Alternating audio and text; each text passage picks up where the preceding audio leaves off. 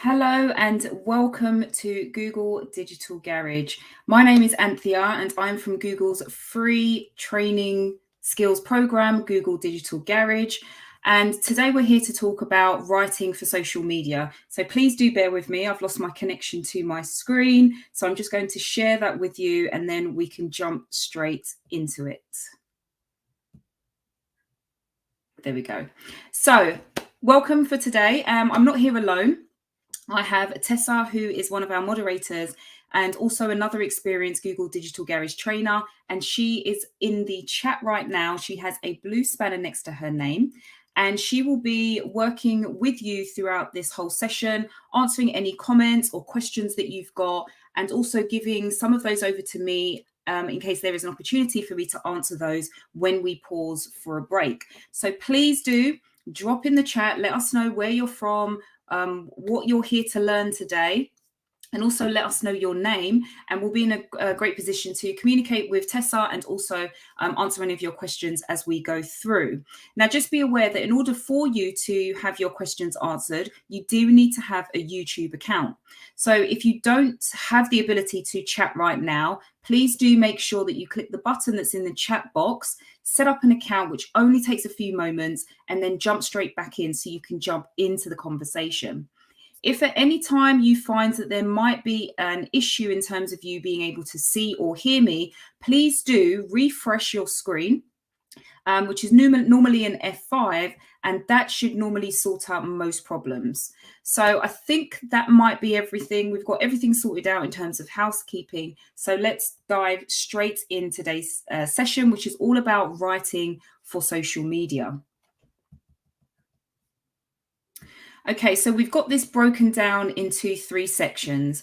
Now, the first is we're going to define your brand on social media. Now, one of the reasons that you might be here is for personal reasons, but it also could be for professional or career-based reasons also. So this is about you determining what your brand looks like and how you want to present yourself on social media. We'll then start looking at how you can write for social media. So based on your brand, what do you need to say and do in order to show up on social media? And then lastly, we'll look at some of the tools that you can use for content marketing. So welcome to everybody who is joining so far. Again, just drop into the chat. Let us know your name, where you're from, and one thing that you're hoping to get out of today's session. Now, I did mention that you might be looking for this for professional reasons. So if you do happen to work for a small business or a charity and you are based in the UK, please be aware that we also offer mentoring. So what will happen is you will jump onto a Google Teams call, a Google Meet call with one of our Google Digital Garage trainers, and they will help you with any challenges you're currently facing. So usually we can advise around digital marketing, maybe your strategy, maybe some ideas for social media, but it's a one-to-one conversation and will help to tailor it specifically to your own business needs. So please go to g.co/UK mentoring, or select the link that's going to be posted into the chat and sign up for that. Again, this is for small businesses or charities that are based in the UK. Now, firstly, we're going to start looking at defining your brand on social media. So just before we jump into there, just a few hellos. We've got hi, walk today for tomorrow from Switzerland. We've got Anushka, who is dialing in from Dubai. We've got Sadiq, who is interested in learning how to write for social media. So thank you all for joining here today. Keep the chat coming, keep the engagement going. And remember, you can drop any questions that you may have into the chat and Tessa will be there to respond to them. Okay, so let's start with a question. What is a brand tone of voice? Please drop into the chat what you think a brand tone of voice is. There are no right answers. There are no wrong answers. This is just about what your perception of a brand tone of voice is. So do let us know in the chat what you think it is. Now, for us, we would normally kind of describe it as your brand or business and how it would speak if it was a real person. So think about, the words that you use. Think about how you behave. Think about how you might respond in certain situations and also how you would dress. So essentially, your brand tone of voice is about the personality of your brand or your business. It's the way that people will relate to you based on what you say about yourself, either in verbal, images, or how you visually represent yourself. So think about what your brand tone of voice is. Now, we've got Maria in the chat who says, how you want to come across to others, professional.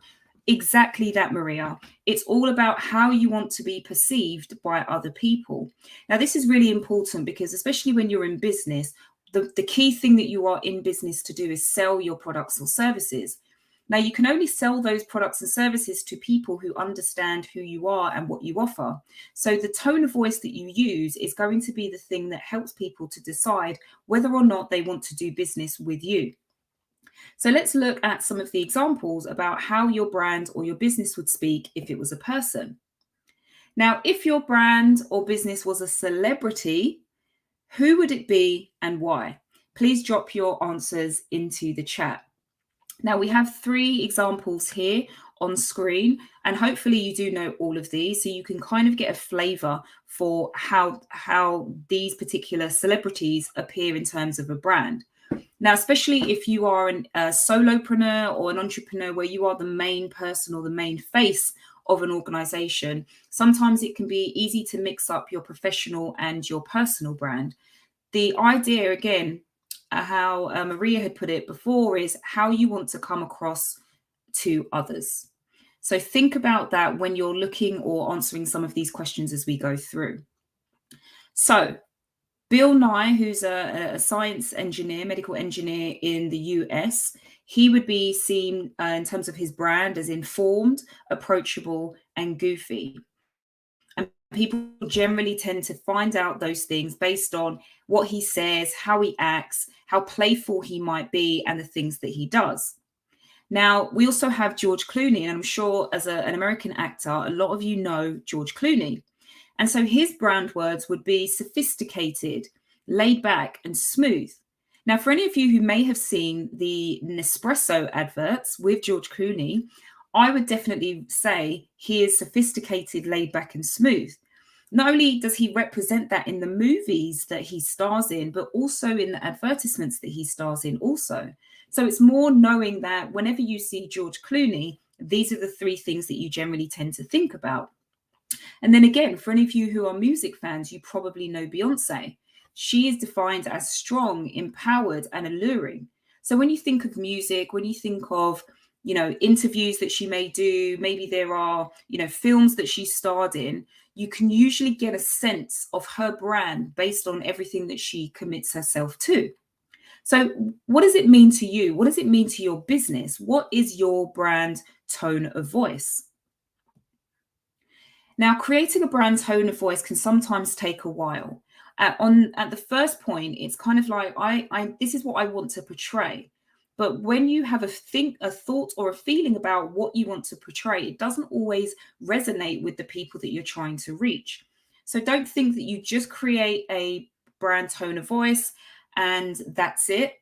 It's a case of you creating a brand tone of voice and getting a deeper understanding about how that personality or brand would respond in a variety of different situations.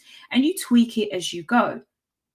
Now, if we have a look at there are 4 steps to you being able to develop your brand tone of voice. Now, the first is your brand values. These are really important because, if you're an employee, the brand values would have already been determined by your employer. If you are the employer or the entrepreneur, solopreneur, you are the one who needs to define this. And it's all basically understanding what would you do or what would you not do. The next is to look at a user pen portrait so you can understand who it is you're speaking to, determine how you're going to speak to them, and choose the words that you will use to interact. So let's take a look at this and dive a little bit deeper. So what does your business or brand stand for? What does your brand or business stand for? Now, before you can really define your tone of voice, it's really important for you to start thinking about how your tone of voice appears when it's written and also how you speak it. So start to think, take a step back and start to think about what your company's values are. So, as individuals, you will have core values, and they're the things that inspire you and empower you and motivate you and drive you to make certain decisions as you move through and navigate on a day to day basis. You'll also have company values. What is the business set up for? What's its intention? Who does it want to target? Why does it want to help? Now, what you would want to do is make sure that your personal values and your business brand values align. And then what that does is it helps to create the personality or the way in which you want to speak to others. So start to think about some of those values for your business. Is it for excellent customer service? Is it that you want to create the best atmosphere? Maybe you're a restaurant and you want to have a really homely, high quality, relaxed feel. It could be that you are wanting to be a thought leader. So therefore you want to have unbiased reporting. Now, these are different from your typical mission statement or the facts of what you do. It's why do you do it? And also, what do you stand for? Now, these are the things that are going to be the foundation of your brand. So it's really important to take that time to determine what does your brand or business stand for.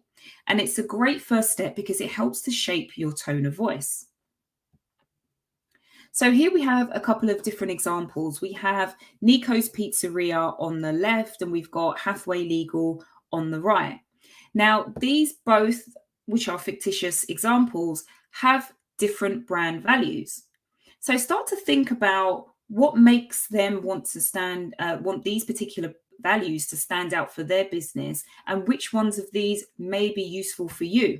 It could be that none of these represent your organization, and that is absolutely fine. But it's just really important to get you thinking about what kind of things do you want to be represented by. So for Nico's Pizzeria, they want to be known about quality. I want to make really great quality pizzas with fresh ingredients. They want to provide excellent customer service and also fast and reliable home delivery or takeaway.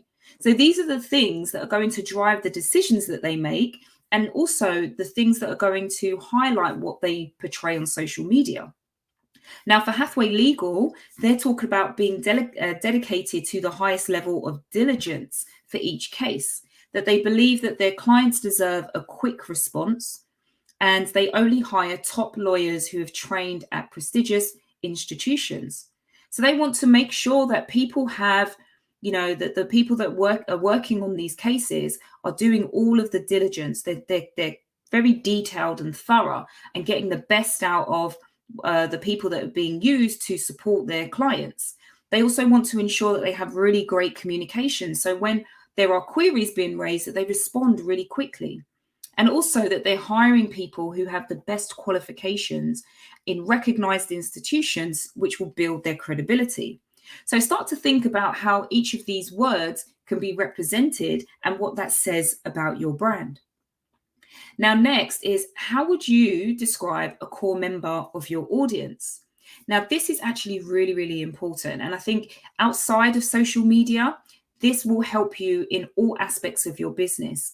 This is about you understanding who is it that I am targeting, who is it I'm speaking to, and who is it that I am helping. Because without having an understanding about who it is you are trying to reach, it's going to be very difficult for you to communicate on social media. Now, this next task might seem a bit long, but it's actually really, really useful because it's going to help you to think about that audience, and it's going to help you to make sure that you are on the right track in terms of developing your brand voice.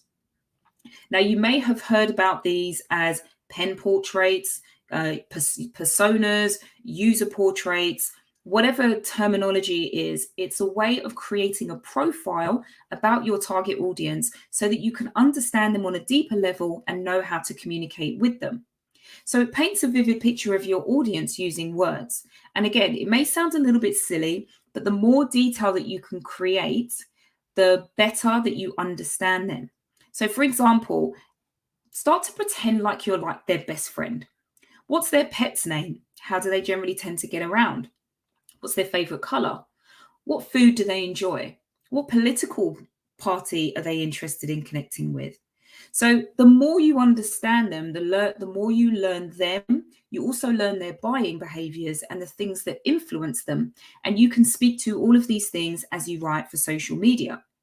So, again, think about who it is that you are targeting. Now, one thing to be aware of, and I'm not sure where this quote actually came from, but it's extremely true. When you create content for everyone, it's like you're creating content for no one. If you don't spend the time thinking about your brand and your audience, your marketing materials are going to end up lacking consistency because they're not speaking to anyone individually. Now, this generally tends to happen when working with a lot of small to medium businesses, entrepreneurs, etc. One of the questions that I generally tend to ask is, who is it that you help? Who would buy from you? And the response that I usually get is everyone. Well, it can't be true because not everyone is going to have the same problem. And usually your business exists to solve a problem. So think about it. If you're selling, let's say, for example, you are selling shoes and you are selling high heels, let's say. If you are targeting people who are, let's say, female, aged between 16 and 20, the problems that they have with footwear is going to be completely different than if you were targeting women aged 50 to 55. And when you're using social media, you're not speaking about your products, you're speaking about the problems that people have. And it just so happens that the products and services that you offer are the answers to those problems. So you see, it's really important for you to really dial down and figure out who it is that you are talking to so that you get a better understanding of what their problems are and also how you can go about helping them. So again, another example like branded like Adidas or even Nike, they target content to people who are interested in sports and fitness. It wouldn't make sense for them to pour thousands and thousands into ads, etc., for people who have zero desire to run, to look athletic, or to play any sports. So coming back to our previous example, we have Nico's Pizzeria and Hathaway Legal. So what does this pen portrait really look like? Well, Nico's Pizzeria are talking about Simon, who is a young, single professional in his late 20s. He works full-time in advertising and lives in Brighton. He leads a very busy work and social life and has a big appetite for adventure. A keen athlete who enjoys playing football but also goes to his local bar with his mates to watch televised sporting events. Now, this is a completely different example to Hathaway Legal, who are targeting Sally, who's in her early 30s. She's single, probably her first time buying a new apartment in Leeds. She works for an insurance company, enjoys reading the newspaper and drinking a macchiato, whatever that is, at her nearby coffee shop.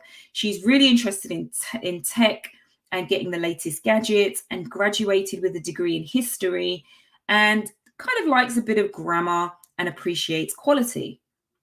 Now, when speaking to those individuals, if you said that you speak to everybody, it's going to be really difficult to figure out the places that would best meet these people where they're at.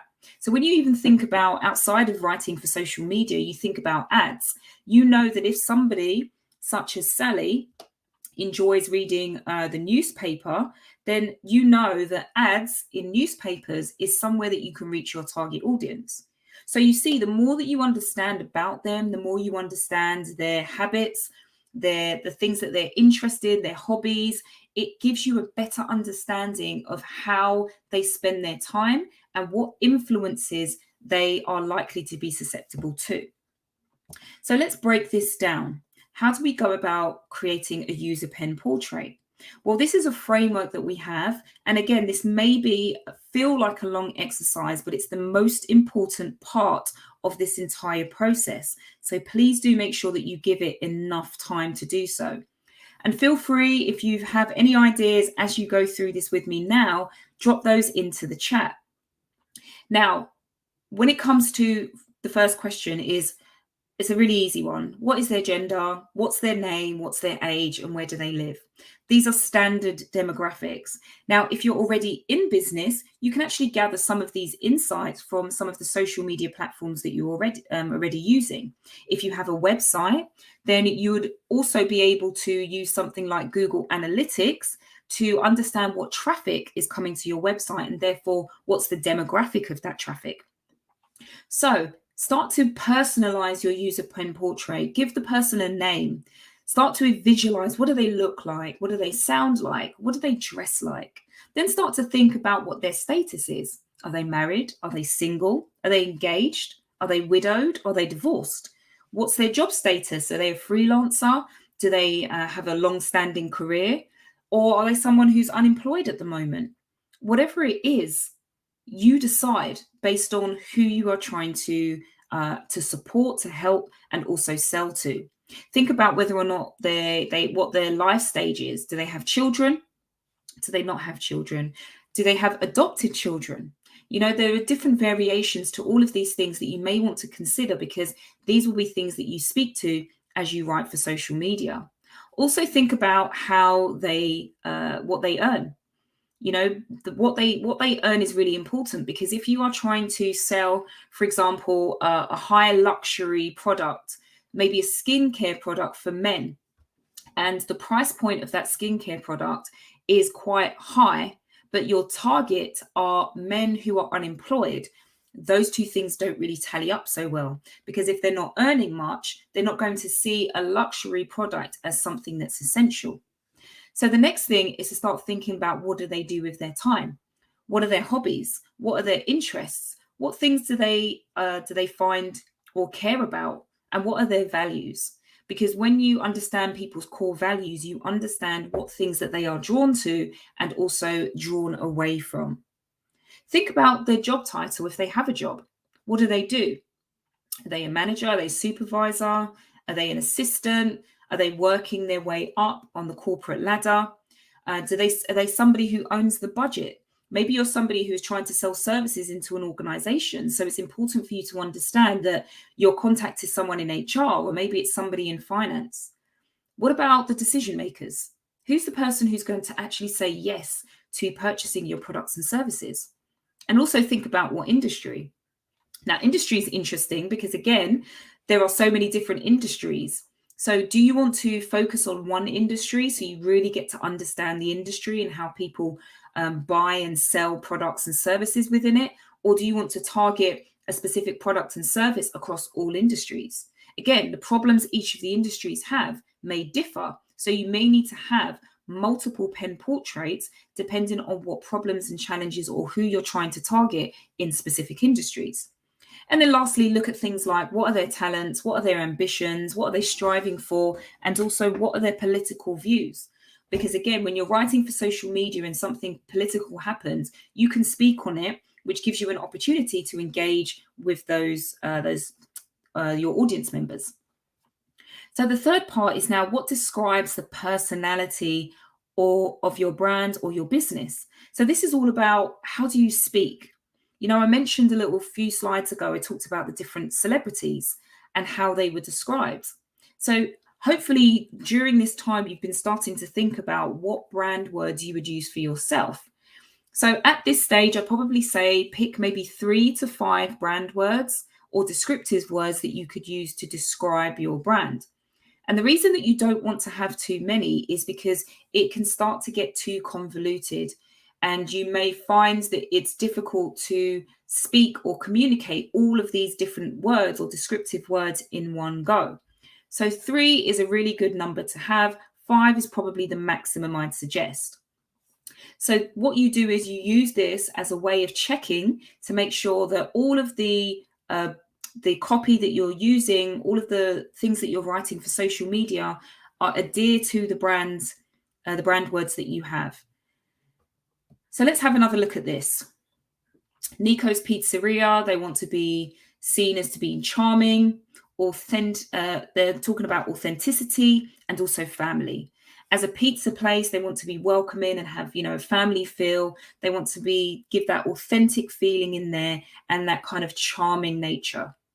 However, Hathaway Legal want to be powerful, efficient, and experienced. So think about how they were describing themselves earlier and how they've now converted these into brand words.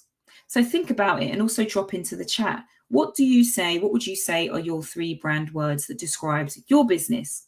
And if you're struggling with that, pop into the chat what your business is and what you think your brand words may be, and we may be able to help you come up with a couple of examples. Okay, so lastly then, we're now looking at some guidelines. We've understood what our values are.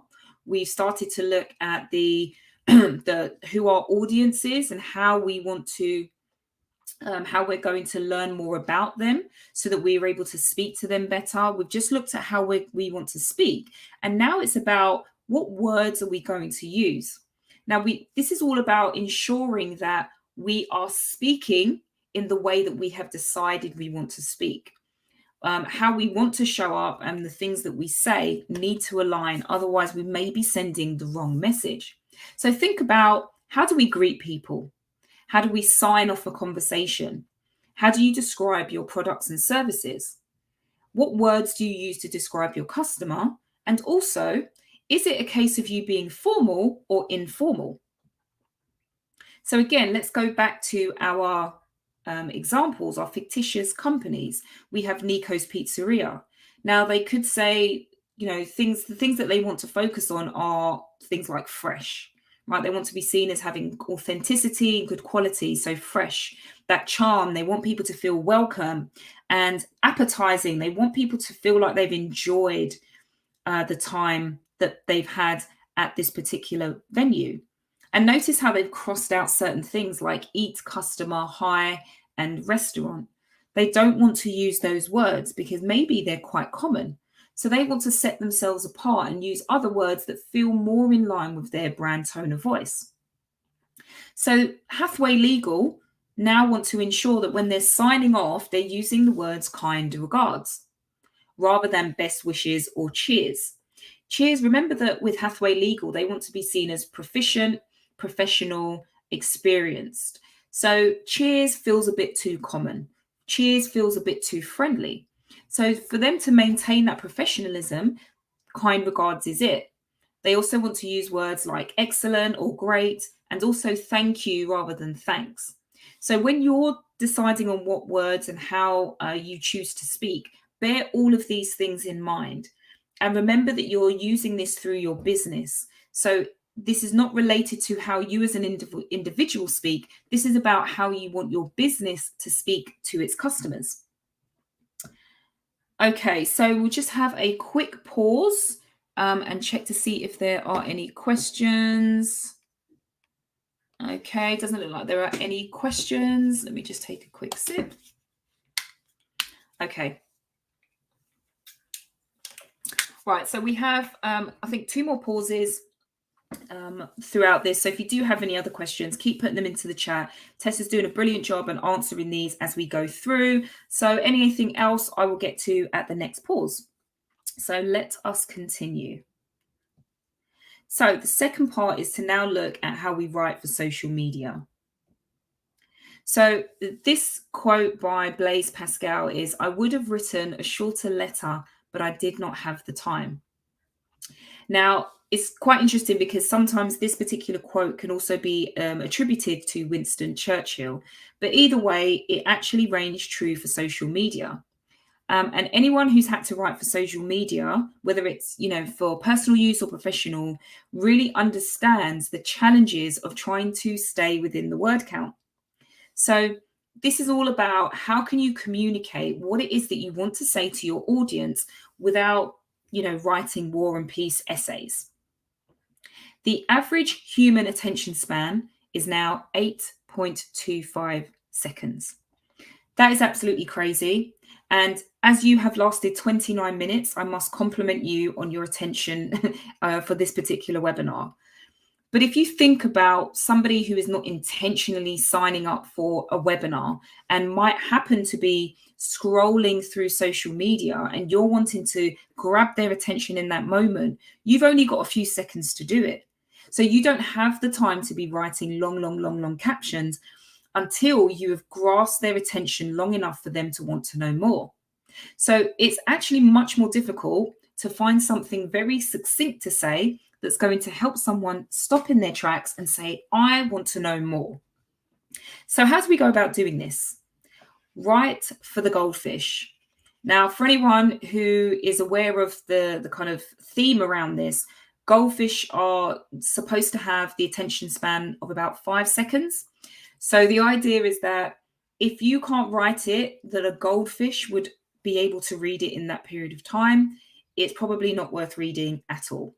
So the idea here really is, again, just make it succinct, create something that is really strong and powerful and grab somebody's attention, which then piques their interest and allows them to dig in so that they're able to then look at the more lengthy or interesting information.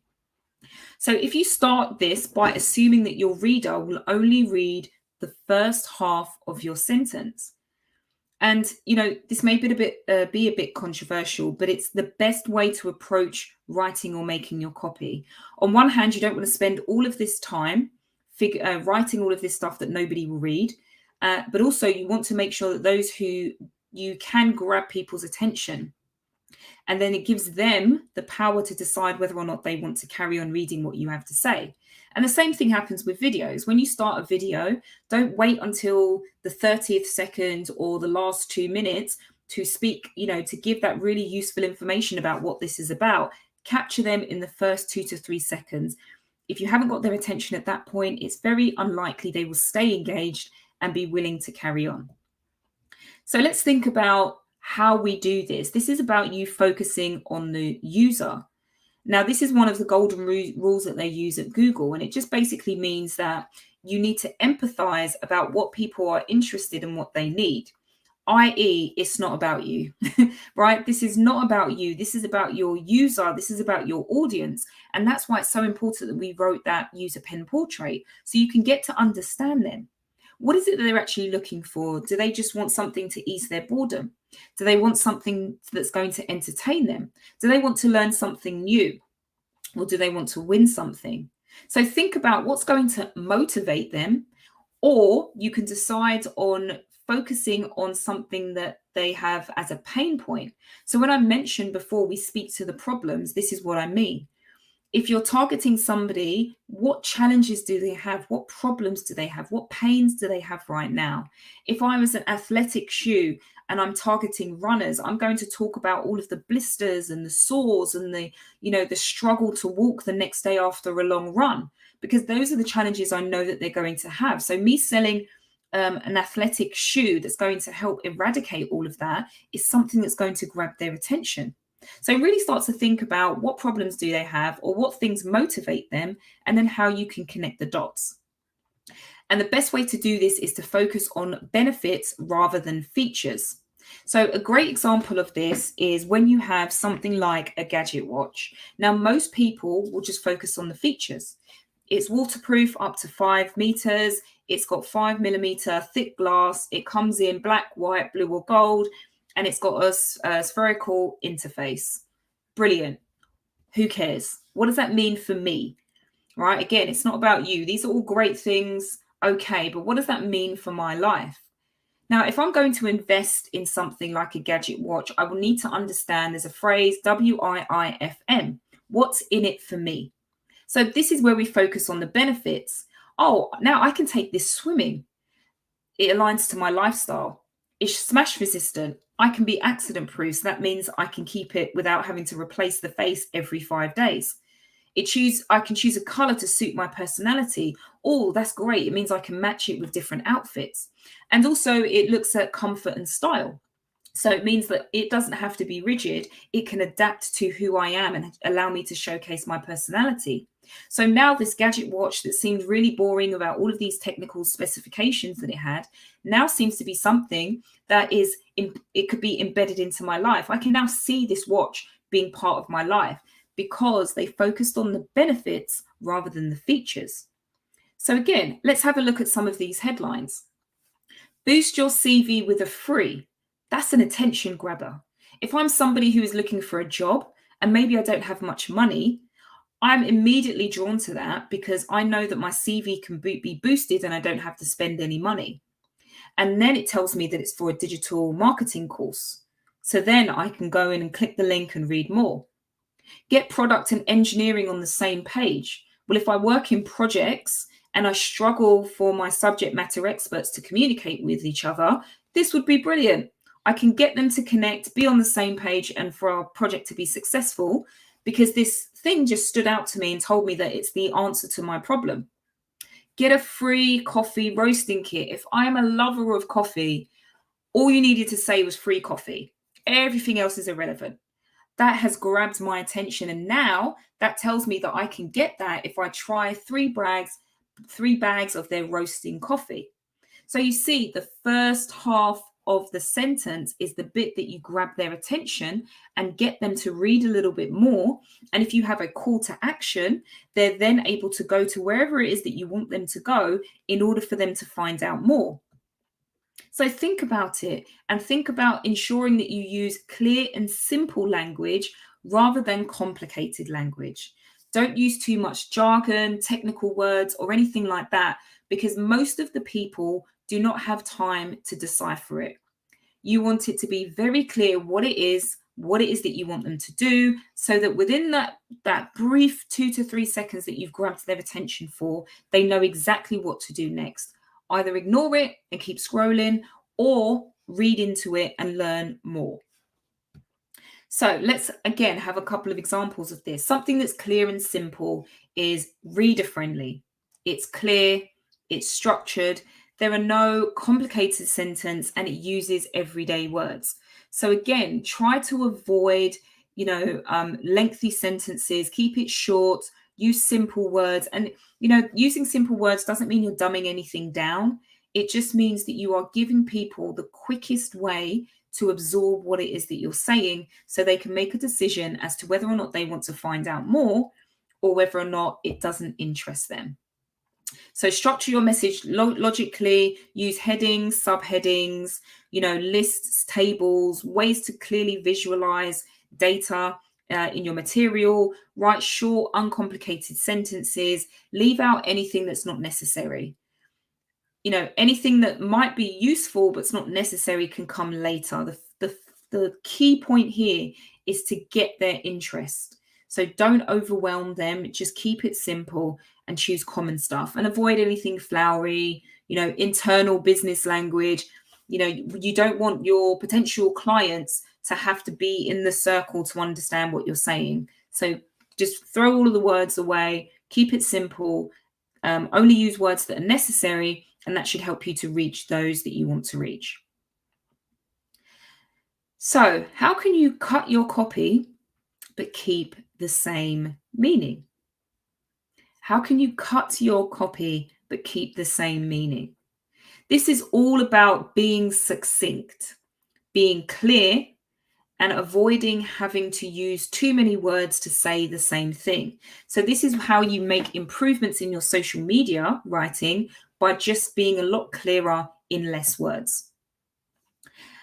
Now, one thing that social media has done has given an opportunity for your potential customers and clients, and also existing customers and clients, to actually reach you directly.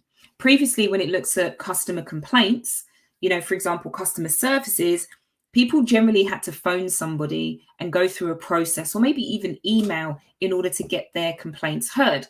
With social media, it's broken those barriers. You don't have the additional barrier between you, so people can contact you directly. Now, customer services is really important, or complaints management is really important, because social media is so public, and anybody, whether an existing or potential client, can see how you interact with others and what your level of customer service is just by the way that you respond.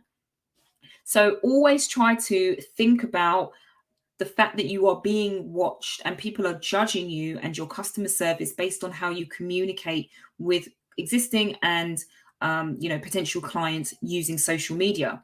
So always try to understand their point of view. Ask if anyone has complained to a company and whether or not it was already sorted out. Think about ask them whether or not they were satisfied. Also ask for ways to improve. How could it have been done better? And then think before you respond. Again, remember, your responses are public. So even if at a particular moment you get a negative complaint, don't take it personally. This is just someone who has not had their expectations met, and they're trying to find someone who can resolve their problem. Don't allow it to get into a much bigger thing than it needed to be.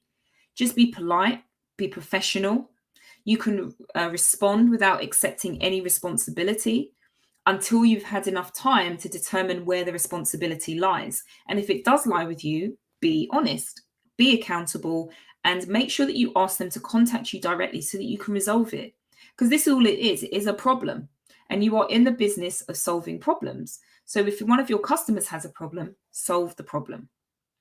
So remember, you have the opportunity here to turn anything that was negatively intended into something positive and showcase how great your customer service is.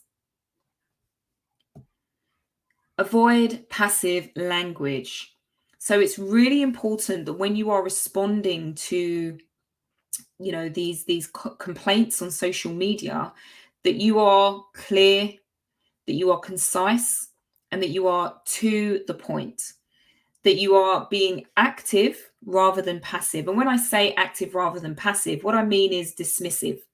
Don't respond casually, avoiding the situation or avoiding the complaint and responding indirectly. Be very clear and respond to the points that they have laid out, because they, again, are in a situation where their expectations have not been met. And the more you mess them around, the more likely they are to escalate the issue, and it becomes much bigger than it needed to be. So think about how you can actually go about fixing the problem. Focus on acknowledging and fixing the problem, not just randomly empathizing and saying that I'm so sorry about this, this is not what we wanted, and leaving it there. The question is always going to be, what are you going to do about it? And honesty is really important. So try and avoid saying things that you don't really mean. Now consider, the brand words that you had earlier on, what your brand tone of voice is. This is where these really come into play, or maybe even not. Because if you have things like humor, or, you're jovial or jest, jokey in your kind of brand voice, this is not necessarily the time to bring that in, because something which is, very serious to somebody else, when you write in that tone of voice, could then mean that they perceive you as not taking them seriously.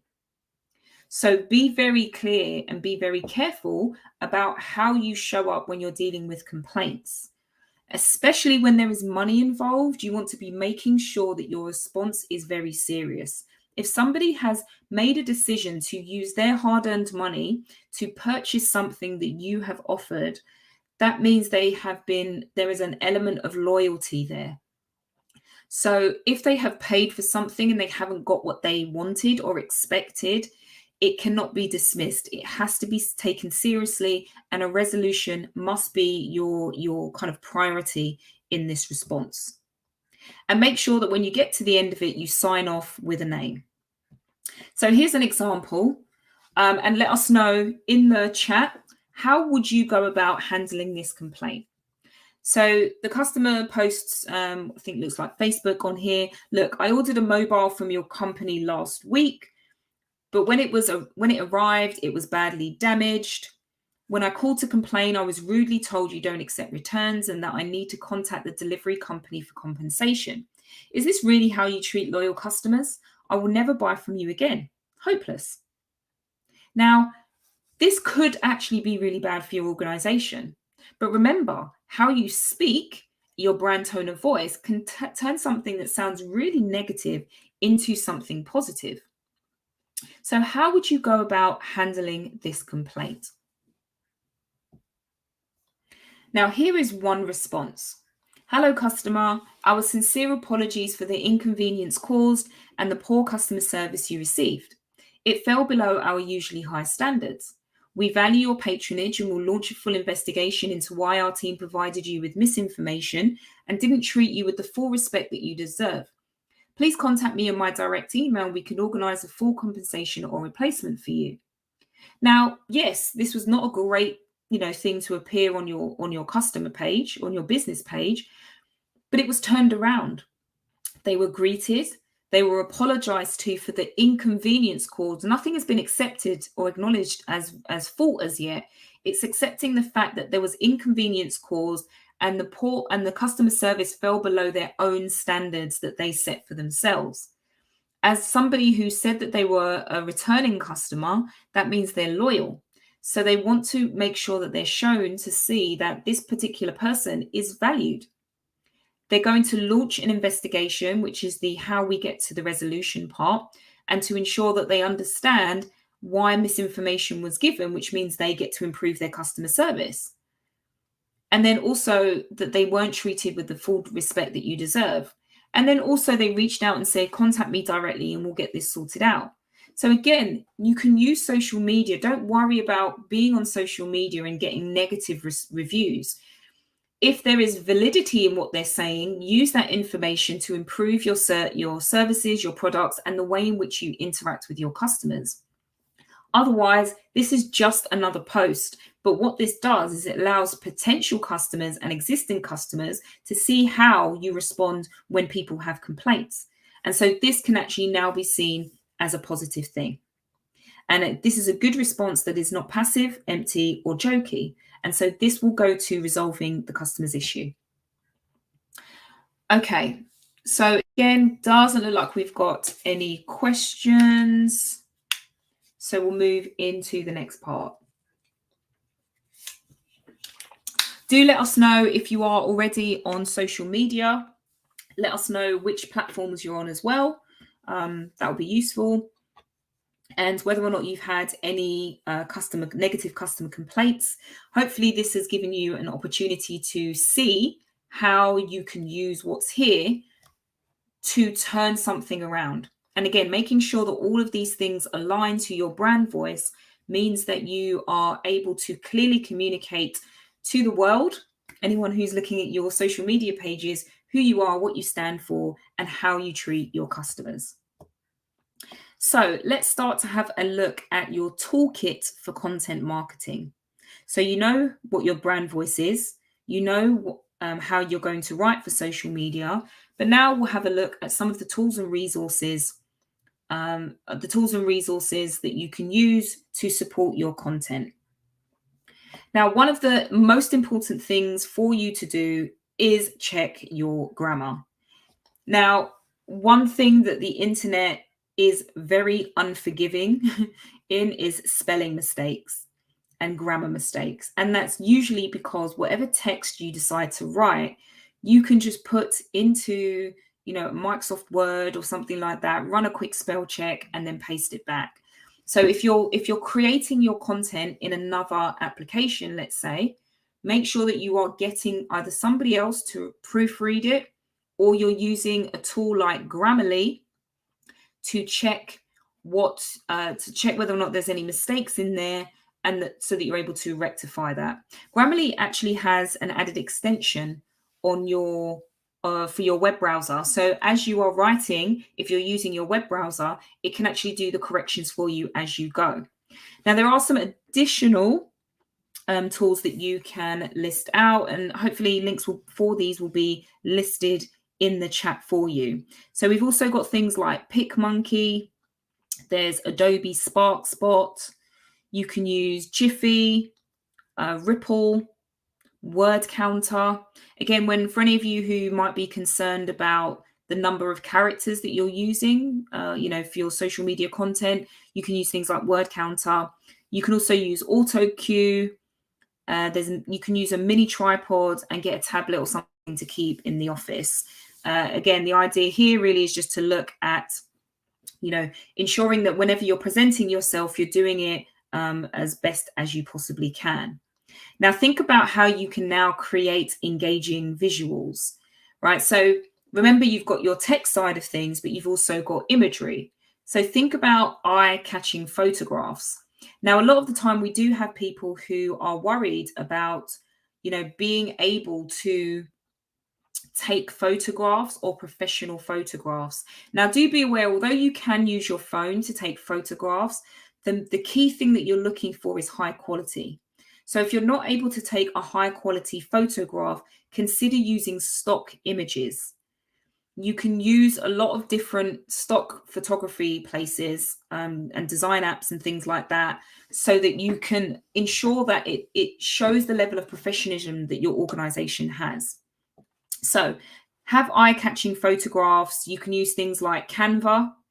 Not only can you create social media posts on there, you can actually use, if you've got they have a free version which allows you access to some stock photographs.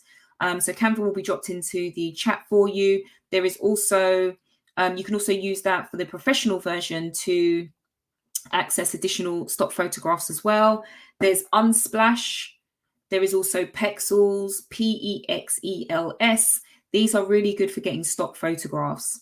You can also use VSCO-Cam, and this is a very easy to use photo editing app that's got a library of different film-like presets on offer. You can use easy to use tools and allows you to replicate things as well. So if you want to have that consistency with the content that you're putting out, this is another great tool as well. You can also create templates. So again, for your social media, think about templates. So for example, when you're doing things for announcements for your business, maybe when you're offering products and services, maybe you do motivational quotes, it could be that you do collaborations. Each of those things you could have a separate template for. So every time you post relating to those particular categories, you've already got an outline or a template that you can reuse and just update the data. So again, try not to feel like you have to recreate content every single time. You've also got another product called WordSwag. This turns your word into photo text design. So if you have, a lot of text, you can use it to make graphics for your social channels.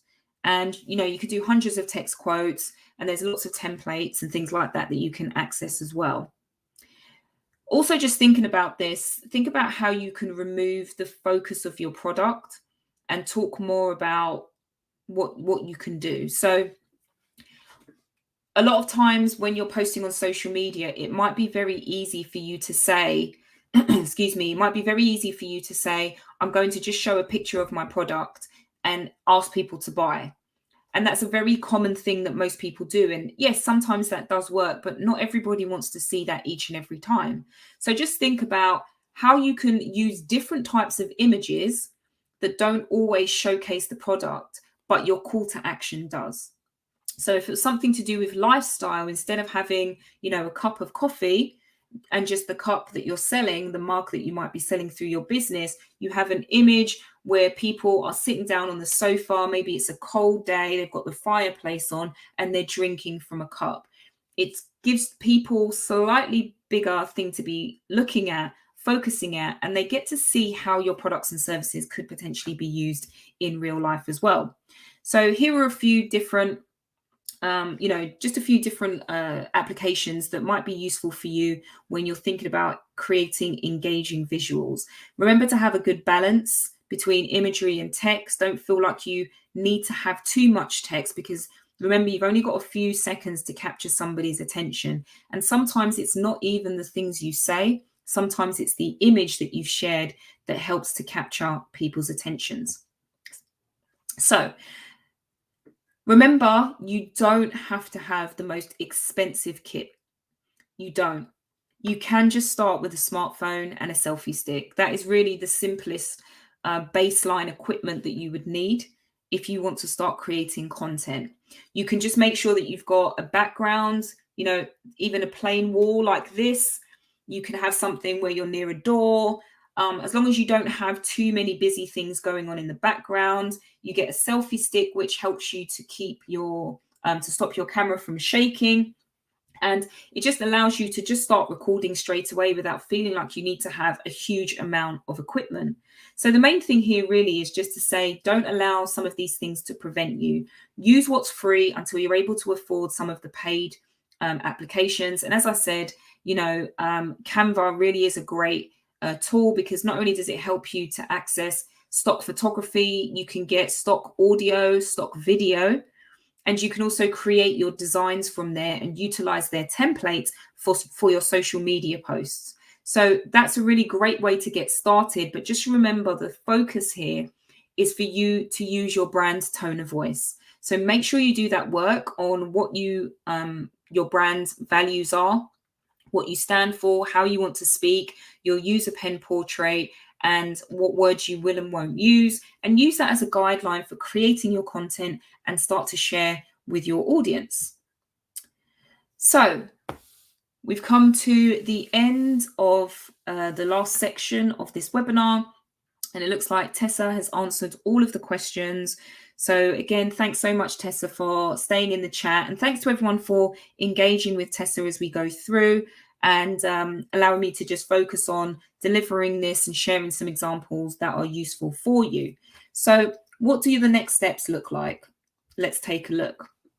Now, again, remember, there is lots to take away here. We have covered a lot. And do remember that for the next 24 hours, for those of you who have joined us already here, you will be able to watch this back using the same link.